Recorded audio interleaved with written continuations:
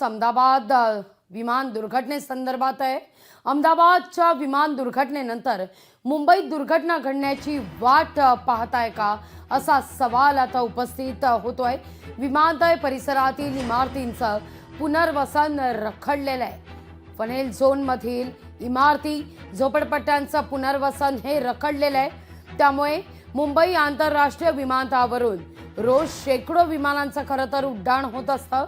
मात्र विमानाच्या खालीच असणाऱ्या 4 ते 5 मजली झोपड्या कधीही मोठ्या संकटाला आमंत्रण देऊ शकतात। राजकारणी नेते मंडळींनी या झोपड्या हटवण्याकरता सातत्यानं सर्वपक्षीय विरोध केल्यामुळे भविष्यात दुर्घटना घडली तर त्याची जबाबदारी द्यायची कोणावर असंही एका वरिष्ठ अधिकाऱ्यानं सांगितलेलं आहे।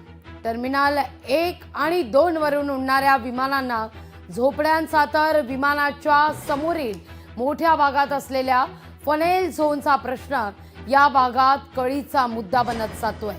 अहमदाबाद विमान दुर्घटनेच्या निमित्तानं हा प्रश्न आता पुन्हा एकदा ऐरणीवर आलेला आहे। या सगळ्या मुद्द्यावर तातडीनं उपाययोजना करण्याची मागणी जोर धरते।